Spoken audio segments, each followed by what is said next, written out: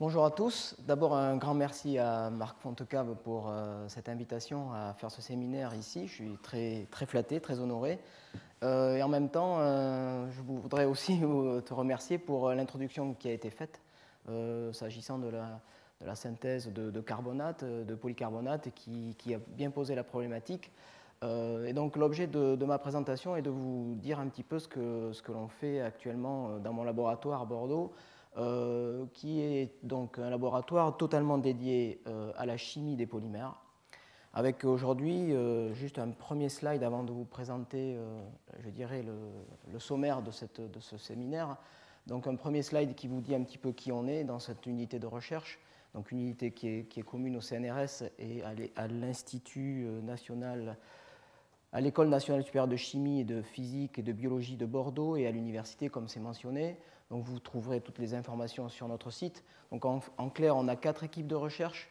Une qui s'intéresse vraiment à l'aspect de catalyse, de polymérisation, d'ingénierie macromoléculaire. Deux autres équipes qui s'intéressent plutôt à des aspects finalisés, puisqu'on sait qu'on va trouver les polymères dans de nombreuses applications. Et on essaie de viser des applications à plutôt haute valeur ajoutée dans le domaine des sciences du vivant, délivrance de principes actifs par exemple, ou encore dans le domaine de l'électronique ou de la conversion justement solaire en électricité via des polymères conducteurs. C'est aussi un troisième axe. Et l'axe qui me concerne plus particulièrement et qui va faire un peu l'objet de cette présentation aujourd'hui, ça concerne la valorisation de la biomasse.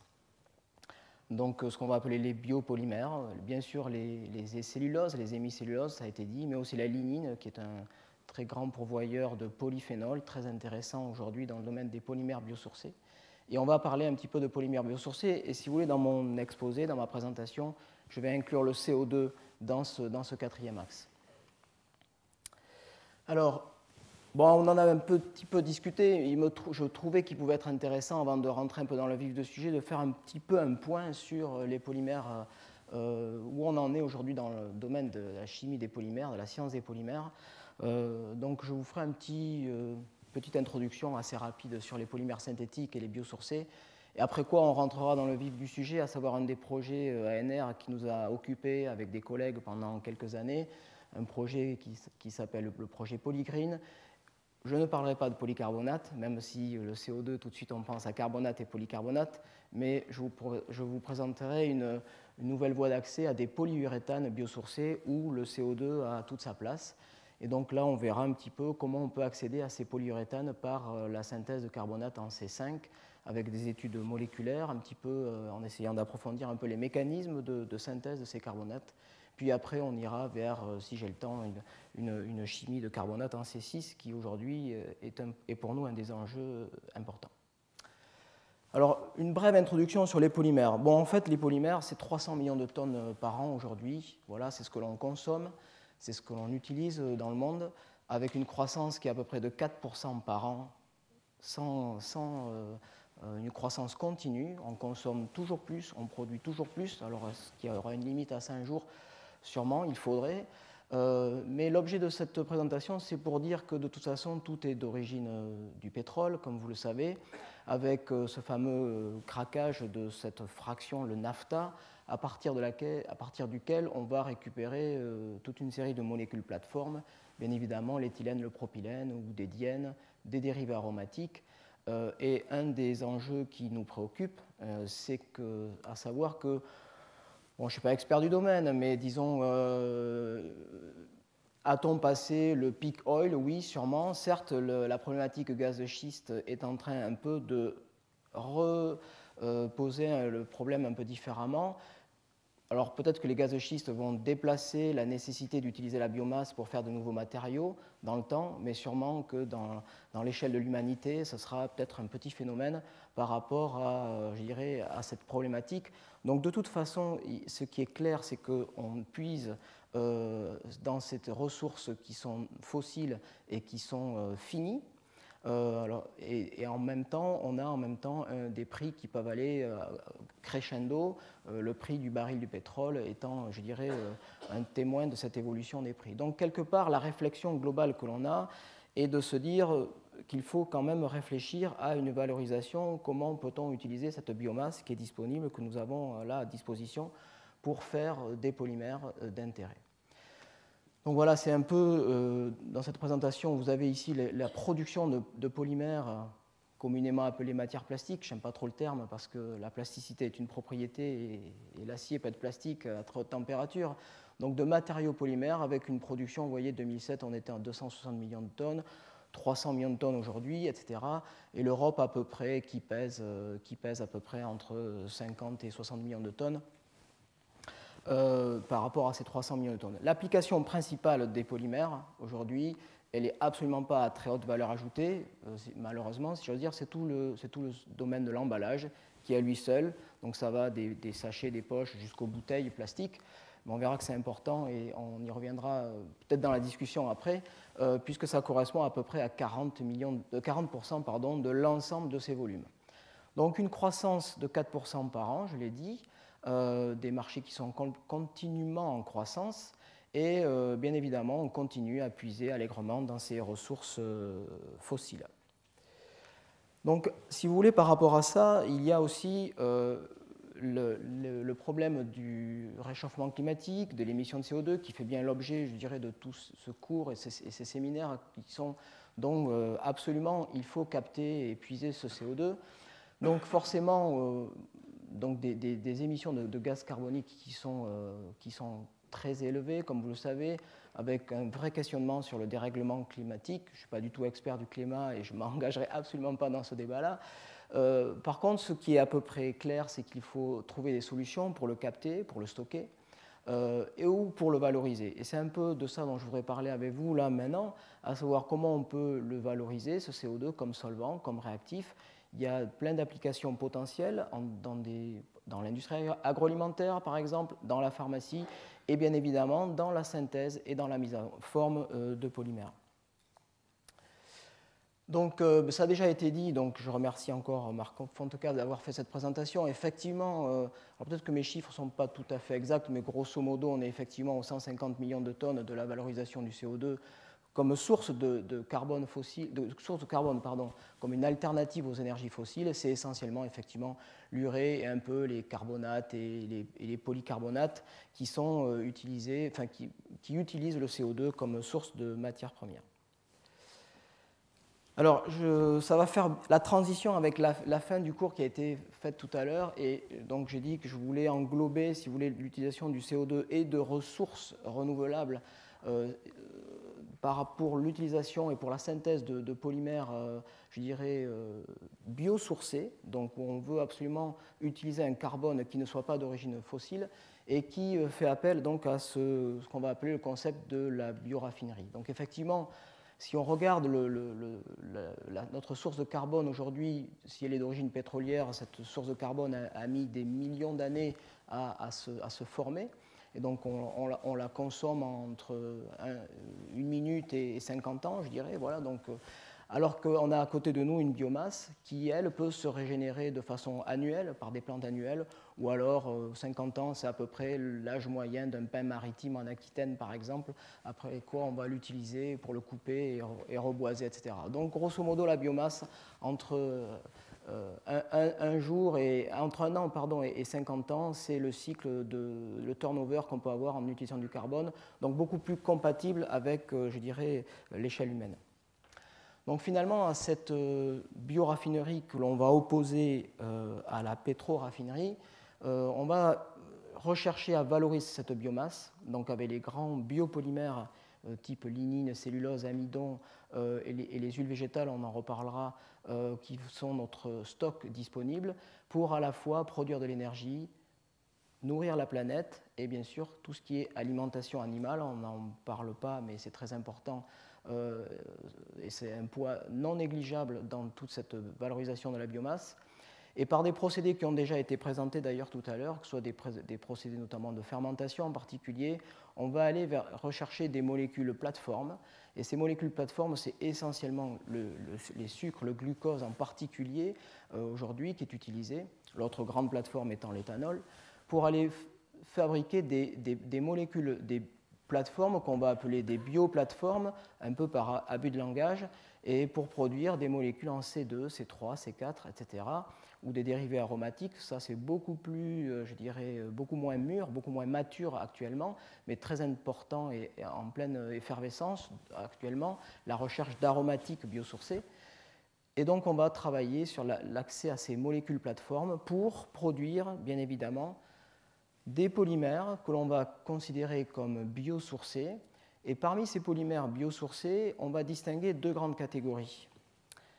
Ces deux grandes catégories, en fin de compte, ce seront des systèmes qui pourront être des polymères durables ou semi-durables, et on va retrouver exactement la même, je dirais, problématique que les polymères pétrosourcés classiques, c'est-à-dire qu'ils seront recyclables à leur fin de vie, mais pas nécessairement biodégradables. Donc il ne faut absolument pas confondre biosourcés et biodégradables.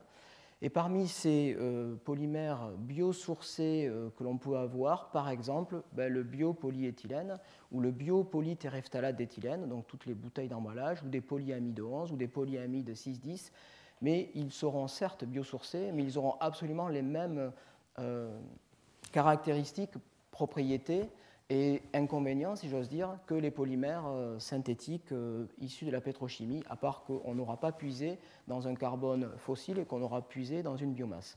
Avec tous les problèmes de compétition qui ont été tout à fait, à juste titre, évoqués tout à l'heure, de compétition par rapport aux terres que l'on va exploiter pour produire ces matériaux.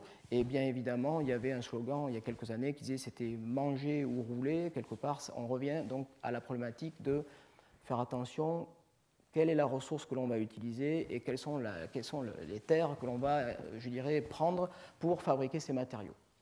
Donc à côté de ça, il y a un autre enjeu qui se rajoute à ce qui est aux polymères biosourcés, c'est d'avoir des matériaux qui vont être biodégradables ou biocompostables à leur fin de vie, et essayer de mettre au point des matériaux un peu nouveaux, comme par exemple les polyacides lactiques, donc le PLA. Donc l'acide lactique, qui est un dérivé de la fermentation aussi, que ne produit pas la pétrochimie. Donc ça, c'est un matériau qui est nouveau, c'est un polyester, ou des mélanges à partir de ce PLA, ou des dérivés d'amidon, ou de cellulose, ou des polyhydroxyalcanoates, qui sont aussi des nouveaux polymères biosourcés et biodégradables en émergence. Et le total à peu près aujourd'hui des polymères biosourcés par rapport aux 300 millions de tonnes, on est entre 1,5 et 2 millions de tonnes de polymères biosourcés actuellement, mais c'est un domaine qui est en pleine croissance puisqu'on vise à peu près, on va atteindre entre 5 et 6 millions de tonnes de polymères biosourcés dans les 2-3 ans qui arrivent, et notamment la France est assez en avant dans ce domaine-là. Donc vous avez mon dernier transparent de présentation qui vous montre un petit peu ici nos ressources, cellulose, amidon, glucose, sucrose ou les huiles végétales, pour faire ces molécules plateformes, et à partir de ces molécules plateformes, soit refaire des polymères qui miment ce que nous a donné la pétrochimie, ou des polymères tout à fait nouveaux, comme je viens de vous en illustrer mon propos avec le polyacide lactique.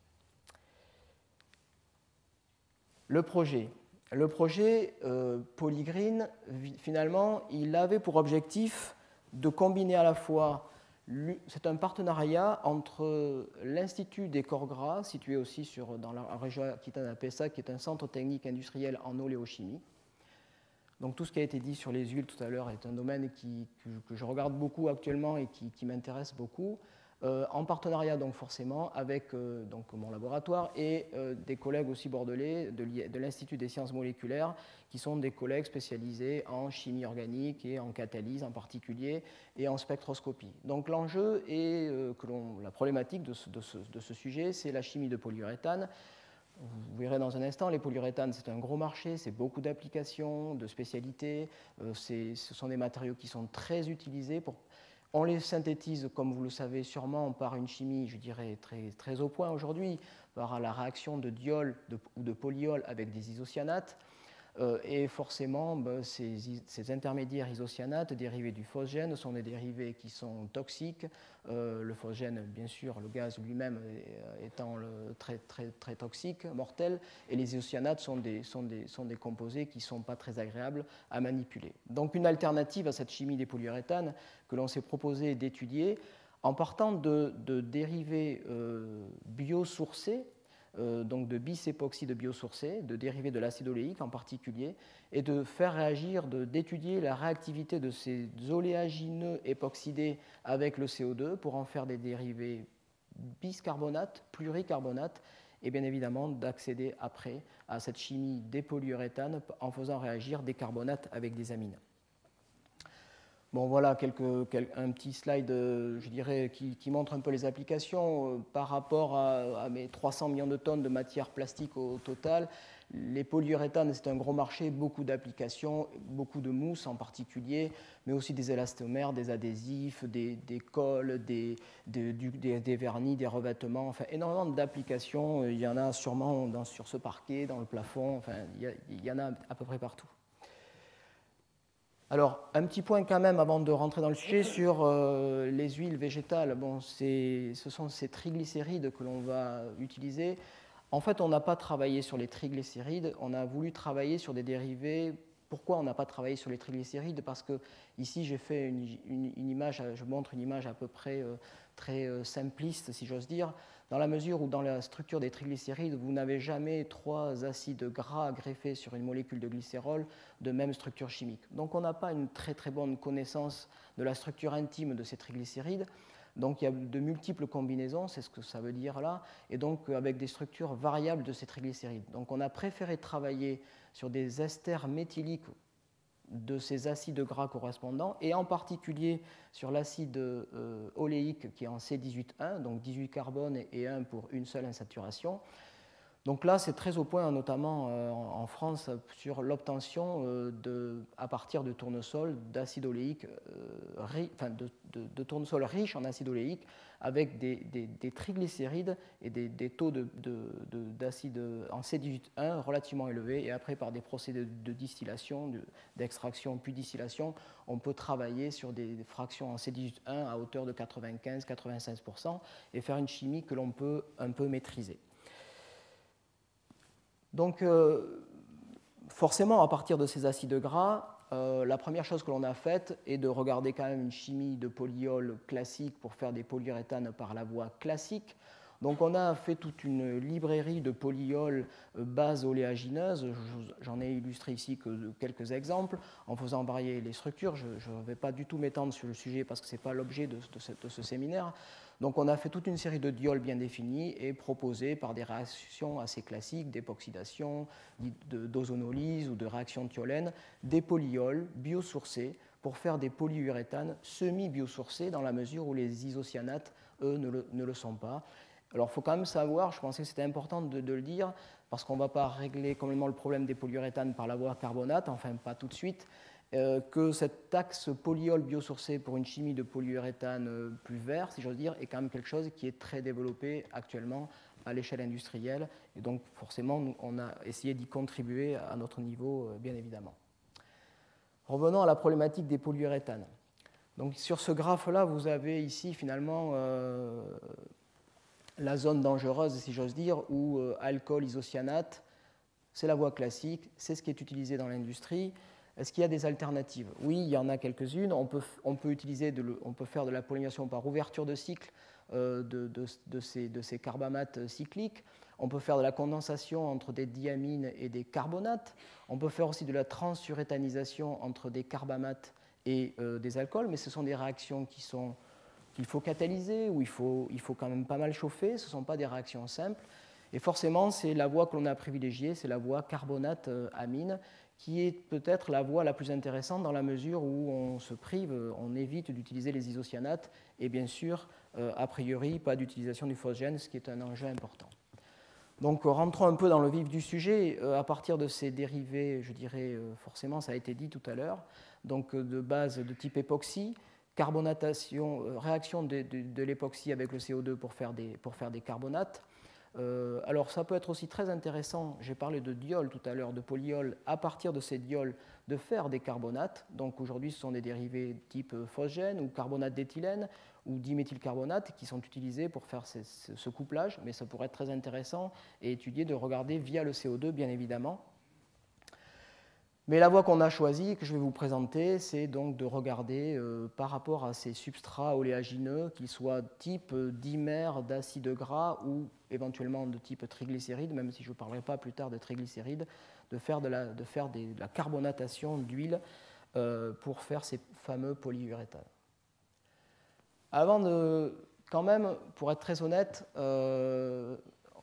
et pour être plutôt précis, parce qu'honnête, je pense qu'il n'y avait pas d'ambiguïté, mais pour être très précis, lorsque on fait réagir des alcools avec des isocyanates pour faire des polyuréthanes, voilà la structure chimique d'un polyuréthane. Il y a autant de polyuréthanes que de structures R' et R que vous mettez. Donc il y a une infinité de polyuréthanes. Donc on parle des polyuréthanes au pluriel dans la mesure où forcément, selon ce que vous mettez entre R et R', ben, vous avez toute une panoplie de matériaux. Lorsqu'on va faire réagir des biscarbonates aussi, en faisant varier la nature ici de l'espaceur entre les fonctions carbonates et les fonctions amines, on ne va pas tout à fait faire des polyuréthanes classiques, on va faire des polyhydroxyuréthanes, parce qu'à chaque fois qu'on va faire réagir une amine avec un carbonate cyclique, ici par exemple la 5, on va générer, selon la façon dont le carbonate va s'ouvrir, on va générer des alcools secondaires ou des alcools primaires au cours de la réaction. Donc ce sont des matériaux qui sont fondamentalement différents que les polyuréthanes. On peut imaginer que la prise en eau sera différente, on peut imaginer que la cohésion du matériau sera différente, et donc que les applications seront différentes. Donc déjà, je suis en train de vous dire que faire croire que par la voie carbonate-amine, on va remplacer les PU classiques que l'on fait par la voie alcool-isocyanate, ce serait un petit peu osé de ma part de le faire. Donc on va parler de carbonate à 5 chaînons. Je vous montrerai des aspects de catalyse, de réactivité de ces carbonates, et puis si j'ai le temps, ça dépendra, on abordera après un petit peu les carbonates à 6 chaînons. Bon, ça c'est la graine de ricin qui est au milieu, parce qu'on a beaucoup travaillé sur la base ricin. Je rappelle, elle n'est pas comestible, donc ça va, ouf, on n'est pas en compétition avec la chaîne alimentaire. Ces carbonates, on va d'abord regarder un petit peu, on a d'abord regardé quelques réactions modèles et quelques catalyseurs sur cette réaction carbonate-amine. Donc en fait, ça a été dit et très bien dit tout à l'heure, donc je ne vais pas être trop long. La réaction entre ce CO2 et ces époxydes, oxyranes, donc pour faire ces carbonates, on a essayé de regarder une approche par organocatalyse. Parce que, bon, c'est des choses qui sont très au point et forcément, il y a une influence de la réactivité de cet époxyde par rapport à la nature du substituant sur l'époxyde. Donc, il y a déjà il y a beaucoup de travaux et les revues qui ont été mentionnées tout à l'heure sont absolument importantes à connaître. Donc, forcément, on va regarder des temps de réaction, on va regarder des aspects de rendement, de sélectivité, en général dans des conditions qui peuvent être assez douces malgré tout, même si parfois on va être obligé de travailler à des températures relativement élevées. Mais en fin de compte, l'enjeu de notre problématique s'adressant à des polymères, pour l'obtention de polymères biosourcés sur une biomasse, je dirais, c'est d'utiliser en même temps la catalyse et les procédés qui soient les plus verts possibles. Il ne s'agit pas de faire une chimie de polymères biosourcés qui ne prennent pas en compte, je dirais, et d'y mettre une catalyse qui soit, je dirais, trop violente ou autre. Donc c'est vraiment optimiser par tous les moyens possibles cette chimie. Alors les catalyseurs, ils ont beaucoup évolué au cours du temps, ça a été montré tout à l'heure. Des complexes métalliques, des sels d'halogénure, des oxydes métalliques, et je voudrais un peu parler de liquide ionique. Et ce qui est très important de voir, c'est que souvent on a une très forte influence des conditions de température, assez élevées malgré tout, ce qui n'est pas forcément toujours facile, et de pression aussi. Donc on verra que selon la pression dans laquelle on va se travailler, on peut être en milieu monophasique ou en milieu biphasique, ce qui va un peu compliquer notre affaire. Donc le principe général de ces catalyseurs, c'est qu'en général, ils fonctionnent comme des couples acide-base de Lewis. L'anion, souvent un halogénure, va jouer le rôle de nucléophile pour ouvrir l'époxyde. Mais c'est ce que j'avais un peu dit tout à l'heure. Souvent, cette catalyse n'est pas très verte, très propre. Et puis, on a souvent besoin de travailler à des températures, à des pressions élevées, d'où notre objectif d'essayer d'optimiser. Donc, avant de parler de la carbonatation des huiles végétales pour faire des polyuréthanes, on s'est attaqué à la réactivité de monoépoxyde modèle, donc avec les collègues, notamment l'oxyde de propylène, l'époxycyclohexane et l'époxystyrène. Et parmi les huiles végétales époxydées, donc juste je vous le montre une fois, et donc on a beaucoup travaillé sur des esters d'acides gras qui peuvent être des dérivés de l'acide oléique, de l'acide linoléique, donc avec 2 insaturations qui sont époxydées, avec bien sûr ça c'est le dérivé du ricin qui est naturellement hydroxylé. Et puis on a designé toute une série de dimères, parce que pour faire des polymères et faire des liens entre unités monomères, il faut 2 mains, donc il faut toujours des monomères bifonctionnels. Donc on est toujours à la recherche pour faire des polymères linéaires de monomères bifonctionnels, donc des bis-époxydes, avec des époxydes qui sont internes à la chaîne grasse ou des époxydes qui sont terminaux. Et on verra que ça va avoir une influence assez importante sur la réactivité de ces monomères. Bref, et puis aussi un petit peu sur des triglycérides qui sont quand même importants et des produits naturels. Donc, avant d'étudier la réactivité de ces époxydes avec le CO2, on a pensé qu'il était important, et j'en suis convaincu, de connaître un peu la thermodynamique de ces mélanges.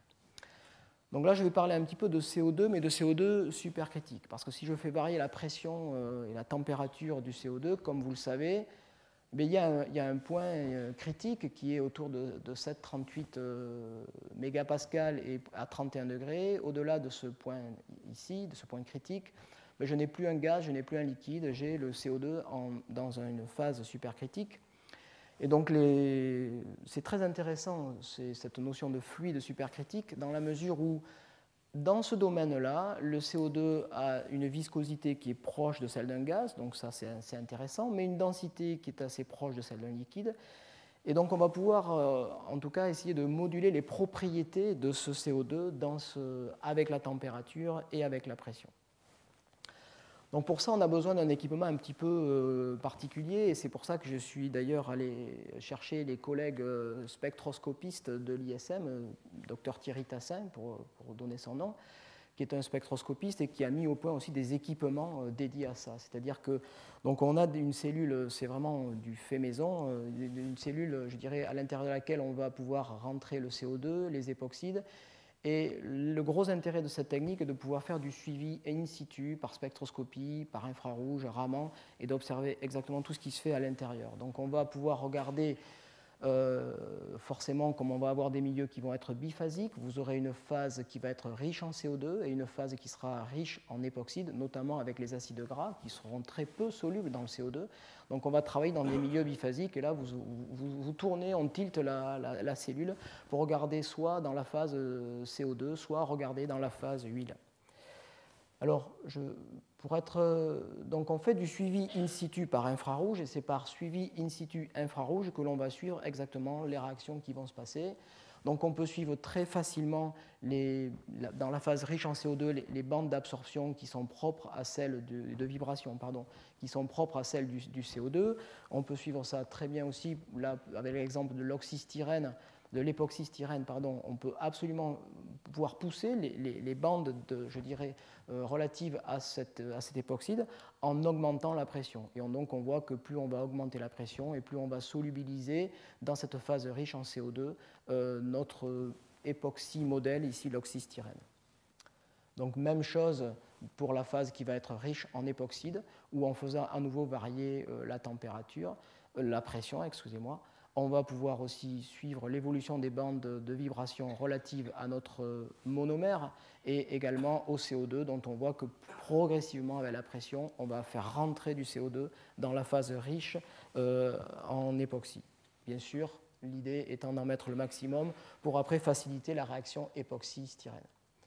Donc voilà, donc on va faire tout ça. Dans un premier temps, on va mesurer la solubilité des époxydes dans le CO2 en faisant varier la température et en faisant varier la pression. Donc on va enregistrer des courbes qui seront tout cela par intégration de ce que nous donne le spectre infrarouge. On va pouvoir mesurer la concentration en époxy en fonction de la pression. Donc on va donc de la solubilité de ces époxydes dans la phase CO2. Donc on voit que la solubilité des époxys augmente avec la pression. Plus la pression augmente, donc la solubilité des époxys va croître. Et par exemple, pour une pression en CO2 qui est fixée, on remarque que la solubilité va être plus importante à haute température, à 100 degrés, comparativement à 40 degrés. Vous voyez à peu près 0,3 mol par litre pour 0,07 pour une même pression. Et bien évidemment, on va pouvoir distinguer, mais je ne vais pas trop m'étendre sur ça, sur un ordre de solubilité en fonction de la nature chimique, entre l'oxyde de propylène ou l'oxyde de cyclohexane ou l'oxyde de styrène pour une température. Donc c'est toute une étude qui a été faite sur la solubilité de ces époxydes dans la phase CO2, et le corollaire, c'est l'étude de la façon comment ces époxydes peuvent être gonflés par le CO2. Donc là, c'est un peu la manip inverse. On inverse notre cellule et on observe ce qui va se passer. Et on va déterminer donc, le taux de gonflement de ces huiles époxydées et de nos époxydes modèles par le CO2. Et en mesurant, en intégrant les bandes infrarouges en particulier, on va pouvoir déterminer la concentration en CO2 dans ces époxydes. Donc voilà, donc on mesure des taux de gonflement des phases huile dans le CO2 en fonction de la pression. Donc on constate, un peu comme attendu, que le gonflement, je dirais, on va solubiliser de plus en plus de CO2 dans les phases époxydes en augmentant la pression en CO2, comme vous pouvez l'observer. Et par contre, pour une pression de CO2 fixée, le gonflement des huiles est beaucoup plus important à basse température qu'à haute température, ce qui est cohérent avec la nature supercritique de ce gaz. Mais ce qui est important, et c'est ce qu'on voulait vérifier, c'est qu'on peut insérer une grande quantité de CO2 dans la phase époxyde. Alors, ce n'est pas tout à fait fini sur cette étude, je dirais, un peu de thermodynamique de ces mélanges. C'est qu'on a ensuite essayé d'en tirer et de faire les diagrammes de phase. Donc, on fait des diagrammes de phase de ces mélanges époxy CO2, où on va ici porter, en fonction de la pression, le taux, la fraction de CO2. Donc, vous avez, il faut que j'explique clairement ce dont il s'agit. Donc, on a un système qui est biphasique. Donc ici, vous avez la composition, le pourcentage de CO2 dans la phase qui est riche en huile, et vous avez sur cet axe ici, c'est la phase qui est riche en CO2. Donc forcément, on voit que dans la phase riche en CO2, on a quasiment 100% de CO2 et très peu d'oxyde. Par contre, on voit qu'on peut rentrer beaucoup de CO2 dans la phase huile, dans la phase riche en époxydée, et que donc la phase riche en CO2, il y a une très très faible solubilité. On solubilise très peu d'époxyde dans le CO2. Par contre, dans la phase qui est riche en époxyde, celle-ci, où on peut faire varier la température, on a une très grande quantité de CO2 qui peut être insérée dans cette phase. Et on peut voir aussi qu'on peut avoir, pour une certaine pression, si je relie ces deux points bleus, donc je passe le sommet de mon diagramme de phase, et au-dessus de cette pression, par exemple, si je l'illustre sur la courbe bleue, au-delà, vers 7 bars, 8 bars, j'ai un système monophasique. Donc ça, c'est avec les époxydes modèles. Donc on voit qu'en jouant sur la pression et la température, on peut être soit dans un milieu biphasique, soit dans un milieu monophasique. Avec les huiles végétales, il n'en est rien. Comme vous pouvez le voir, vous avez une divergence, c'est-à-dire que les courbes ici montent à la verticale et ne vont jamais, quelle que soit la pression à laquelle on va travailler, on aura toujours un système biphasique avec une composition riche en époxyde et puis une phase riche en époxyde dans laquelle on va pouvoir mettre beaucoup de CO2, mais jamais on aura un système homogène. Donc ça, c'était une information qu'on voulait avoir avant de s'attaquer à la réaction de carbonatation. Donc la conclusion de cette première partie, c'est qu'on a fait une détermination in situ de la solubilité et du gonflement de ces diagrammes de phase des systèmes CO2, que l'on a une phase homogène pour des monoépoxydes modèles, des petits et puis que dès qu'on va alourdir la molécule en nombre de carbone, on est en conditions qui seront tout le temps biphasiques, mais que pour autant, on peut mettre énormément de CO2 dans ces phases riches huile. La cinétique de carbonatation maintenant. Pareil, on va suivre par infrarouge et Raman. Donc là, on a investigué toute une série de catalyseurs pour travailler sur ces différents catalyseurs de type liquide ionique pour étudier cette réaction, par exemple, sur le monomère modèle de l'époxystyrène. Dans des conditions au départ 80 degrés, 8 mégapascales, on est à peu près dans des mélanges où on a à peu près moitié CO2, moitié oxyde de styrène, par rapport à ce que je vous ai raconté précédemment sur l'étude de la thermodynamique. Donc, parmi les catalyseurs que l'on a regardés, on ne voulait pas travailler sur des catalyseurs métalliques, pour des raisons que j'ai dites tout à l'heure. Ce n'est pas qu'on est contre les métaux, pas du tout, mais c'était l'idée de regarder, d'investiguer plutôt des catalyseurs organiques. Donc forcément, dans cette réaction carbonate, époxy, CO2, pardon, les sels d'ammonium sont déjà très utilisés et très connus, comme le bromure de tétrabutylammonium est un des catalyseurs qui est largement utilisé et qui n'est absolument pas un problème à utiliser. Donc ça, c'était intéressant. C'est un peu notre témoin, si j'ose dire. Mais on avait mis au point, dans le cadre de cette étude, d'autres types de catalyseurs, notamment pour la réaction alcool-isocyanate, sur des sels de guanidinium, qui sont des catalyseurs très intéressants, dans la mesure où ils peuvent aussi, d'une certaine façon, activer les monomères, voire, on va voir, jouer un rôle dans les états intermédiaires réactionnels, par formation de liaisons hydrogène ici, pouvoir avoir un double rôle, une sorte par interaction supramoléculaire. Donc des sels de guanidinium, des sels d'imidazolium et même des polymères pour faire des catalyseurs supportés, des polymères de polyimidazolium qui ont aussi été testés. Donc on a regardé un peu tout ça. Donc ça fait beaucoup de choses. Je l'ai dit, suivi par infrarouge et Raman pour voir un peu comment se passe cette réaction de carbonatation. Donc je vais illustrer juste sur un exemple, je ne voudrais pas être trop long sur cet aspect-là. Donc on a regardé l'évolution en fonction du temps de la réaction oxyde de styrène, et après on l'a fait sur tous les oxyranes que l'on a utilisés avec le CO2. Par exemple, avec le bromure de tétrabutylammonium comme catalyseur, donc on peut suivre, en fonction du temps, on peut suivre l'évolution ici des signaux caractéristiques de la formation du carbonate ou la disparition. Donc c'est assez propre, c'est assez facile, et surtout il n'y a pas besoin de prélever, on peut vraiment faire du suivi in situ juste par enregistrement des courbes que l'on peut mesurer en fonction du temps, donc baisse des signaux caractéristiques de l'époxyde, et on voit pousser la bande carbonate. Forcément, on a comparé tous ces catalyseurs et on a pu après faire un petit peu pour en tirer le bilan qui est le suivant. Donc cette réaction, ce modèle avec ces fameux sels que l'on a utilisés, on n'est pas surpris de constater que les sels d'ammonium sont des catalyseurs qui sont très intéressants. Vous avez ici la conversion, alors ce n'est pas de carbonate, c'est la conversion en carbonate de styrène après 20 heures, qui est autour de 80% dans le meilleur des cas. Et donc ici, le bromure de tétrabutylammonium est le système qui est classiquement utilisé, avec des conversions après 20 heures qui sont tout à fait honorables et correctes. C'est intéressant de constater que pour peu que vous changiez l'anion correspondant, et j'insiste un peu parce que je vais y revenir, par exemple l'azoture de tétrabutylammonium, ça ne marche pas du tout.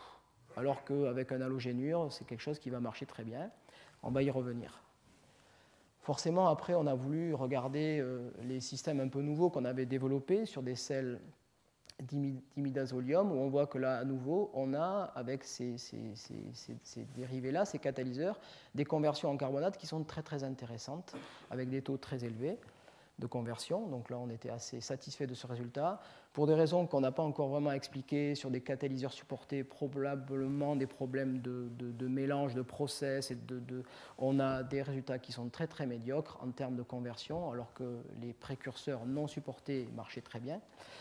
Et puis, si je regarde ces fameux sels de guanidinium, notamment qui avaient été développés, là, à nouveau, avec le dérivé, l'adduit du TBD, donc ce sel de guanidine protoné par HBr, on a à nouveau des conversions qui sont très, très intéressantes. Alors, revenons un petit peu sur le mécanisme, parce que je vais essayer de le dire de façon très simple, mais un peu résumée quand même, parce qu'il y avait beaucoup d'études derrière tout ça. Par la technique infrarouge et Raman, et en particulier infrarouge, on a essayé de suivre la formation de ces adduits et le rôle du catalyseur. Donc ici, j'appuie mon exemple sur l'activation avec l'azoture de tétrabutylammonium. souvenez-vous, c'est un des catalyseurs qui ne marche pas. C'est-à-dire que la conversion en carbonate est très très mauvaise. Ce qu'on a pu observer avec ce système, c'est que l'on peut voir ici, donc on va regarder juste la partie droite du spectre pour l'instant, où on voit qu'avec ce système, de par la nature de ce contre-anion, on n'est pas perturbé par les bandes d'absorption du CO2 qui sont en général des pics immenses et qui noient l'ensemble du spectre auquel on ne voit rien. Donc là, on a pu tout à fait observer qu'on a une bande ici qui est liée à une vibration asymétrique de l'azoture. On a un complexe entre l'oxyde de styrène et N3-, donc qui correspond à cet épaulement. Ça a pu être démontré, prouvé. Voilà. Donc on observe que lorsqu'on diminue avec la température et lorsqu'on va ajouter le CO2, cette bande va diminuer. Et cette bande va diminuer lorsque la température va augmenter, lorsqu'on va ajouter le CO2. Donc en fait, on va d'abord regarder les courbes à 30, 40, 60 et 80 degrés sans ajout de CO2. Donc la première manip, c'est l'époxyde et le catalyseur uniquement. Et on voit que sans ajouter de CO2 jusqu'à 80 degrés, c'est la courbe en rouge qui est ici, on a apparition d'un signal dont on a pu démontrer par ailleurs qu'il était le produit d'adduit de l'époxystyrène, de l'azoture qui a attaqué l'époxystyrène pour former cet intermédiaire, et que lorsqu'on va rajouter le CO2 dans un deuxième temps, tout en gardant la température à 80 degrés, donc vous voyez, on a rajouté du CO2, on a regardé à T0, après à bout de 600 minutes, au bout de 20 heures, et on voit que finalement ce signal varie très très peu, en tout cas augmente un peu, mais ce signal ne change pas, et ça veut dire que ce composé qui est ici est excessivement stable, et que finalement la formation du carbonate ne se fait pas. Donc pardon d'avoir été un peu long, mais c'était important, alors que forcément, et on a pu s'appuyer sur cet exemple dans la mesure où c'était un des rares cas où on pouvait voir les intermédiaires réactionnels, chose qui nous intéressait. Et donc, je vais revenir un peu sur cet aspect-là quand on va parler mécanisme dans la foulée. Donc, la conclusion de cette partie, c'était de dire que les catalyseurs de type sel de guanidinium ou de liquide ionique sont des catalyseurs qui sont très efficaces, au même titre que le sel d'ammonium classique qui est utilisé. Bon, l'intérêt, c'est que le sel de guanidinium est facile à faire et on peut y travailler à basse pression. Mais l'information qu'on a apprise de cette étude, c'est que la nucléophilie est importante. Il faut que l'anion attaque l'époxyde pour l'ouvrir. Mais il faut aussi qu'une fois que cette attaque a été faite, il faut que l'anion soit aussi nucléofuge et puisse être déplacé par le CO2 pour que la cyclisation puisse se faire. Ce qui n'est pas le cas de l'azoture. Voilà, donc on a fait après la même approche sur des parties qui sont sur la carbonatation de ces huiles. Donc là, je vais aller un petit peu plus vite parce que je pense que je voudrais parler un petit peu de polymères dans la foulée. Donc on a travaillé sur la carbonatation de ces époxydes. On a pu suivre l'effet de la cinétique de ces sels, de ces catalyseurs sur la carbonatation d'époxydes terminaux, toujours par un suivi infrarouge. Alors si je ne vais pas développer trop ça, je vais revenir au mécanisme. Voilà, donc après, une fois qu'on a eu tous ces éléments expérimentaux, on a essayé de les combiner avec de la modélisation moléculaire sur des réactions modèles type oxyde de propylène CO2 avec différents catalyseurs par des méthodes semi-empiriques ou des méthodes DFT. Donc il y a eu beaucoup de travaux qui ont été faits en parallèle de ça. Et finalement, pour résumer, il y a deux mécanismes qui ont été étudiés et je dirais mis, à savoir la première voie qui consiste dans un premier temps à faire jouer un rôle au CO2 dans l'activation de l'époxyde lorsqu'il est attaqué par le sel d'ammonium pour faire le carbonate. Donc on a modélisé avec un complexe trimoléculaire. Ou alors le chemin 2 qui est de dire, et c'est un peu ce que je vous ai présenté tout à l'heure, regardez déjà qu'est-ce qu'il se passe lorsque sans CO2, je mets mon catalyseur, par exemple ce sel d'ammonium, avec l'époxyde. Et là, donc vous avez vu qu'il y avait déjà une croix ici, c'est-à-dire que l'ensemble des études qu'on a pu faire expérimentales et de modélisation moléculaire montrent que finalement, l'activation de l'époxyde, alors j'ai d'autres documents et je pourrais essayer de répondre aux questions après s'il y en avait, mais je ne voulais pas non plus alourdir mon propos sur cet aspect-là, mais s'il y a des questions, j'y répondrai avec plaisir. L'activation de l'époxyde est effectuée par le catalyseur avant l'ajout du CO2. Ça, c'est quelque chose qui est maintenant dont on est absolument sûr. Donc, ça a été modélisé donc dans le cas du sel de guanidinium TBD-HBr avec l'oxyde de propylène. Donc voilà, et le rôle de ce sel de guanidinium est très important. Il y a une activation de l'époxyde via des liaisons hydrogène, attaque de l'anion sur le cycle, ouverture de l'époxyde, à nouveau une stabilisation de l'espèce ouverte active par le sel de guanidinium, insertion du CO2 donc dans la structure, et bien sûr après, il faut que cet anion soit un bon nucléofuge pour être expulsé, former le cycle, et à nouveau, vous avez ce cycle vertueux. Donc ça, c'est un mécanisme qui est pour nous maintenant absolument acquis, et qui correspond donc. Mais ce qui est important, le message important, c'était aussi le rôle du catalyseur et le rôle essentiel dans la stabilisation des intermédiaires, comme vous le voyez ici, et ce qui montre en fait pourquoi, avec ces sels de guanidinium, par exemple, qui peuvent fonctionner par activation hydrogène, on a des plus grandes activités qu'avec un sel d'ammonium classique. Donc ça, c'est des choses que l'on a continué à regarder, à étudier. Je ne sais pas quand j'ai commencé, mais je vais continuer un petit peu sur la partie polymère pour vous montrer un petit peu sur ces polyuréthanes. Donc finalement, on a ces carbonates. Revenons aux polymères. Donc une fois qu'on a ces carbonates, juste très rapidement, on ne veut pas commenter tout ce spectre, j'ai enlevé toutes les animations pour gagner du temps volontairement. C'était juste pour vous dire que voilà, à partir de ces dérivés d'acides gras, on va synthétiser toute une palette de carbonates, puisqu'on a à peu près maîtrisé le mécanisme et compris la solubilité de ces époxydes dans le CO2. Et regardez finalement, donc voilà, vous en avez une illustration ici. Donc, dans un premier temps, on part ici de l'acide en C11, donc c'est pour ça dérivé du ricin. Et puis on peut faire des dimères. J'ai expliqué pourquoi on voulait absolument faire des dimères pour faire ces bisépoxydes et ces biscarbonates. Donc la chimie est relativement propre, on n'a pas d'ambiguïté sur la structure moléculaire de ces molécules. Donc on a designé toute une série de biscarbonates en faisant varier, c'est un peu ce que je disais tout à l'heure sur la nature des liens entre les fonctions réactives. Ici, des chaînes en C3, en C4, des cycles par exemple, ou en C10 pour moduler les propriétés de ces structures et donc de ces polymères. Et notamment, comme vous allez le voir, c'est important, le fait soit de pouvoir de générer des liaisons hydrogènes ici par des segments amides entre les fonctions carbonates, ou alors de totalement substituer, de priver le matériau de pouvoir former des liaisons hydrogènes en venant substituer les atomes d'azote ici. Donc bon, forcément, après cette réaction de polymérisation, on l'a fait en masse. Et l'objectif était de la faire sans catalyseur, parce qu'un des enjeux de la réaction carbonate-amine, alors que isocyanate, alcool, il faut quand même catalyser avec des catalyseurs toxiques, notamment à l'étain. Donc l'idée, c'est de faire des réactions carbonate, biscarbonate, avec tout ce que vous voulez ici entre les fonctions carbonates, avec toute une série d'amines. Alors la problématique des amines est aussi un souci, parce qu'il n'y a pas tant d'amines biosourcées à notre disposition. Donc aujourd'hui, on travaille beaucoup au laboratoire sur la recherche et la synthèse d'amines biosourcées par des procédés propres. Parce qu'on a peut-être réglé le problème des isocyanates, mais se pose quand même la question des amines à notre disposition.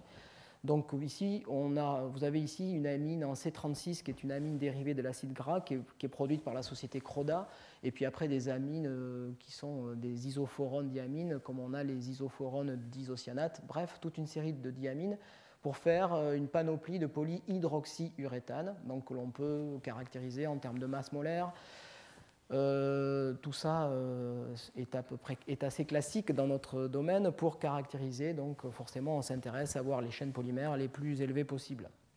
Si on veut des propriétés vraiment de matériaux, c'est quand même intéressant de pouvoir solubiliser ces polyuréthanes dans des solvants adéquats. Alors ce n'est pas toujours facile, ici ça va, c'est dans CDCl3, mais la plupart du temps ils ne sont pas solubles, donc on est obligé d'aller travailler dans des solvants type DMF, DMSO pour solubiliser et avoir une connaissance précise de la structure moléculaire de ces polymères. Donc on va retrouver des signaux dans ces polyhydroxyuréthanes caractéristiques de la présence et attendus, alors infrarouge, j'en en parle pas, mais RMN en particulier, de la présence de fonctions alcool secondaires et de fonctions alcool primaires, dans un ratio d'ailleurs à peu près équivalent. Ça veut dire que lorsque le carbonate réagit avec l'amine, c'est assez statistique. On n'a pas observé qu'on allait essentiellement former un alcool secondaire ou un alcool primaire à chaque fois que l'amine réagissait sur le carbonate.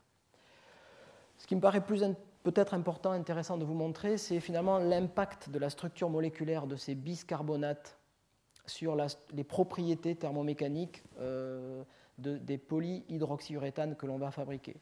Donc lorsque l'on va avoir des biscarbonates qui sont avec des segments amides qui pourront générer des liaisons hydrogènes de façon intra- et intermoléculaire, on va donc fabriquer, mettre au point des polyuréthanes qui seront semi-cristallins. Donc ça, c'était important pour nous de pouvoir montrer que par cette voie-là, sur une base de substrat acide gras, on pouvait fabriquer des polyuréthanes qui soient soit complètement amorphes, avec une température de transition vitreuse qui peut être de moins 30 à 50-60 degrés, et aussi des polymères semi-cristallins entre 100 et comme c'est le cas ici. Donc forcément, et comme attendu, dès que vous pouvez générer des liaisons hydrogènes, vous générez de la cohésion entre les chaînes, et de fait, les chaînes polymères vont cristalliser, comme nous le montre d'ailleurs l'analyse les thermogrammes, l'analyse enthalpique différentielle de ces matériaux. Vous observez ici des pics de fusion.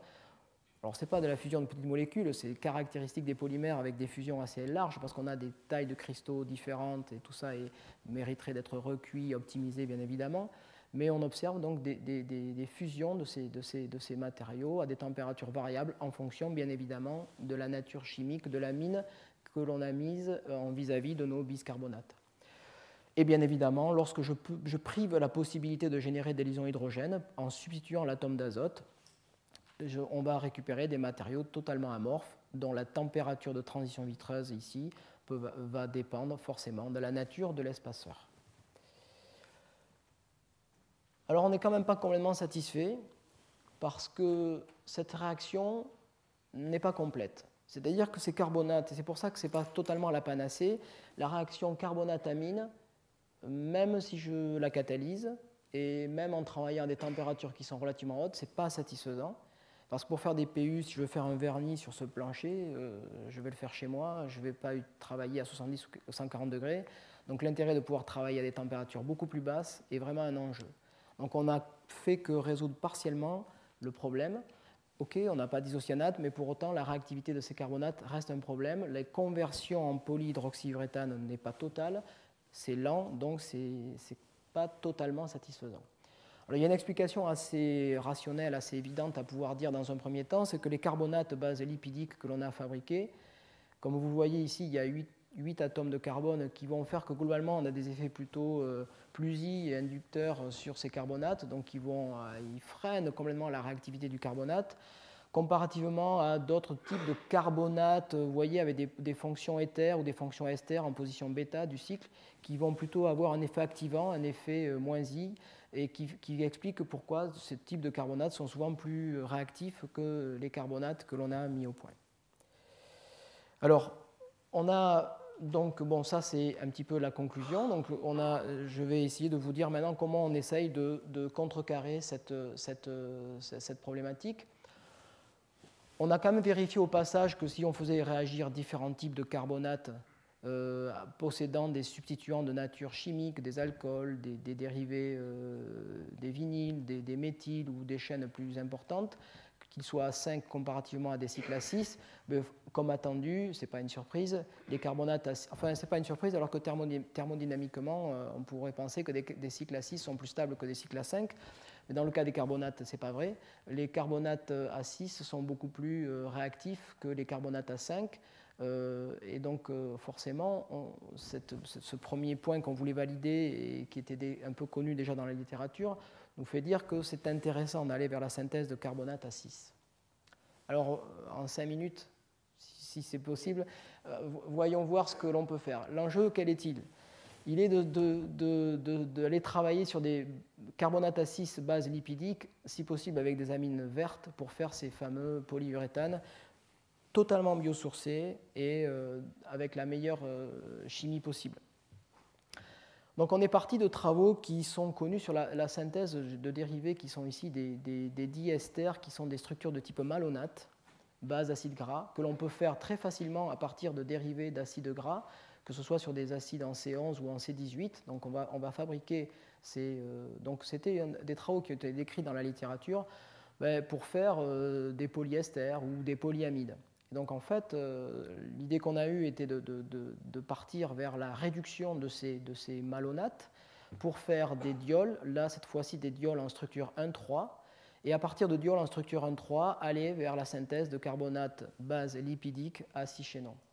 Alors pour faire ces carbonates lipidiques, je dirais, à 6 chaînons, il y a des intermédiaires et on peut, là, on ne l'a pas regardé, mais je le dis parce que c'est sûrement peut-être la question, enfin l'idée viendrait, peut-être que certains d'entre vous auraient eu cette idée ou cette question, c'est que forcément pour accéder à ces carbonates, on va utiliser des intermédiaires de type phosgène ou et là, cette chimie-là, passer de diol 1,3 en carbonate à 6, par l'utilisation du CO2 avec la bonne catalyse peut être très intéressant à regarder, chose que nous n'avons pas faite à ce jour.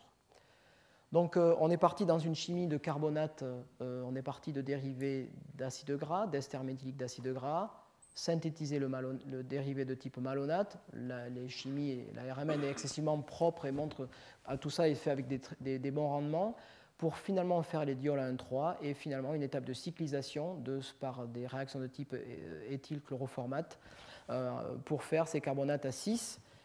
Vous pourrez constater qu'on a travaillé sur des monocarbonates dans un premier temps, après avoir essayé d'autres chimies, et ce n'est que dans un second temps qu'on a fait nos dimères de carbonate, puisqu'il y a une fonction carbonate en position oméga et une insaturation en position alpha. Et après, selon deux modes de couplage classiques, enfin, qu'on utilise classiquement, par des réactions de métathèse, on peut faire des dérivés de type biscarbonate par réaction de métathèse, ça marche très bien, enfin, avec des rendements normaux. Métathèse, on est en réaction équilibrée à 50% de rendement. Et puis, ou d'addition de type thiolène sur la double liaison pour amener ici, par deux liaisons soufre, ces biscarbonates que l'on a bien caractérisés et pour avoir nos structures. On avait essayé de faire les biscarbonates directement sur le bismalonate, mais ça ne marche pas et c'est quelque chose qui est beaucoup plus compliqué.